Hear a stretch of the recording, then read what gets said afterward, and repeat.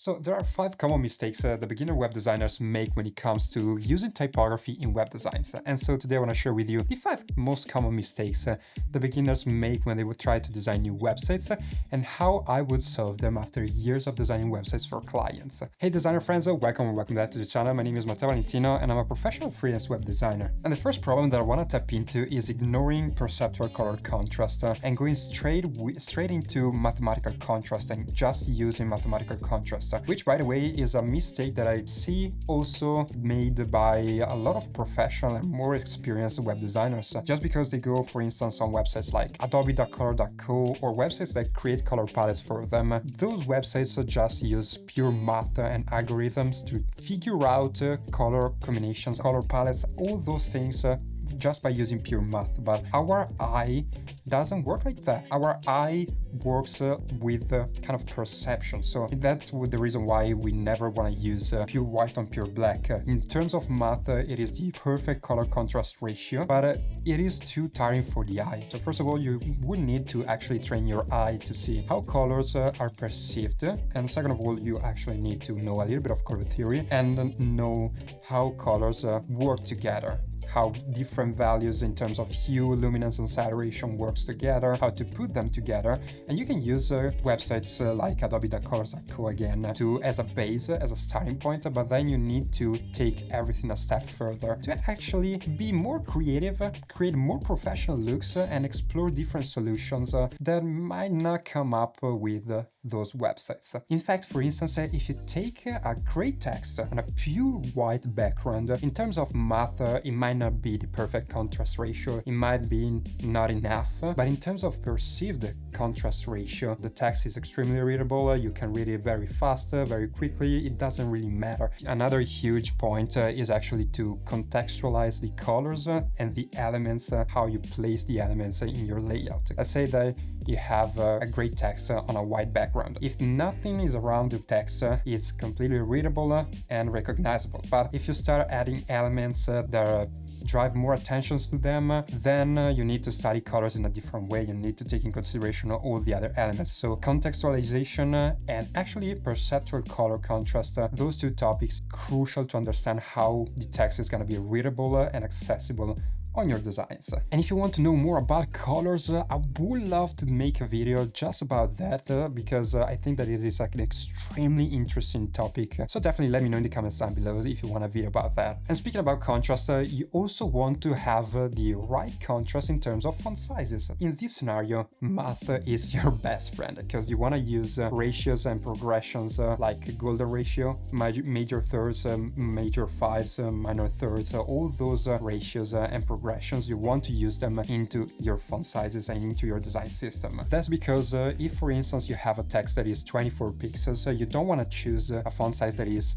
28 pixels unless you use bold typography, but this is another topic. The thing is that you want to skip sizes in those progressions so that I have a higher contrast and a better hierarchy in my final designs. This is a crucial step to follow and to never forget about when choosing font sizes and when choosing how to display your fonts into your websites. And I'm gonna leave you some links in the description down below of websites and a Figma plugin that helps you with that. They're gonna save you so much time, so definitely check them out. But another thing that you'd never want to skip, think about and understand and to know when, how, and why you should use a certain line height for a certain type of text. So the general rule of thumb here is that the smaller the font size is, the higher the value for the line height should be. And the opposite is also true. So the higher the font size is, the lower the value for the line height should be. So for instance, if you have a paragraph that is 17 pixels in terms of font sizes, you want to usually go between 120 to 150% of the line height. And for texts that are very big, like titles,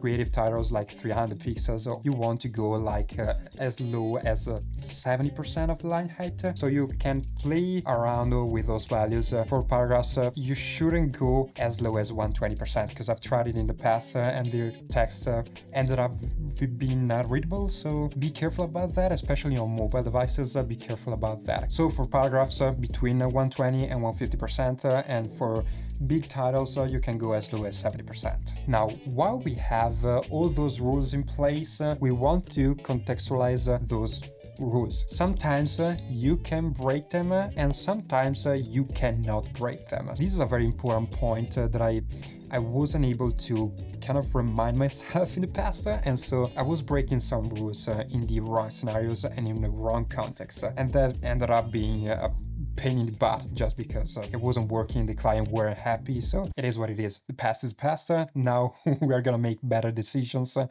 we're gonna create better designs. For instance, for portfolios, you can break basically most of the rules in the design space because portfolios are a place for you to be creative and to express your creativity. Of course, you want to keep your website pretty accessible because you want to sell your service through your portfolio, but you can be extremely creative. For instance, we talked about line height for paragraphs. You can go even for 90% of the line height for paragraphs for small text. If you think that you want to go that way, it's okay, guys. It's a creative choice.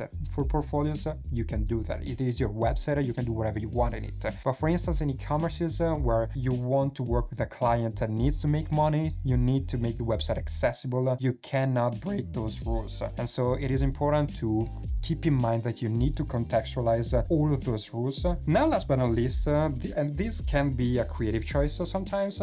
For instance, in portfolios, you can be as creative as you want for that. The numbers of characters that you want to use into lines of text. So for e-commerces, for texts that want to focus on accessibility, you want to follow and to fall into the sweet spot of using 45 to 75 characters per line in the desktop version and a little bit lower for the mobile version of the website. If they are too long, the user usually don't read the text if the lines are too long, and the opposite is true. The text is too short, the lines are too short, and you have a bunch of text, the user never follows through and never read through the entire copy of your website. So be careful about that. Now, we talked about font sizes and how to use them in your designs to create more hierarchy and contrast. And I actually recently made a video about it, showing you the most commonly used font sizes by professionals with a free PDF guide that you can download. So if you are interested in that and if you want to save yourself some time, I'm gonna leave you the link here.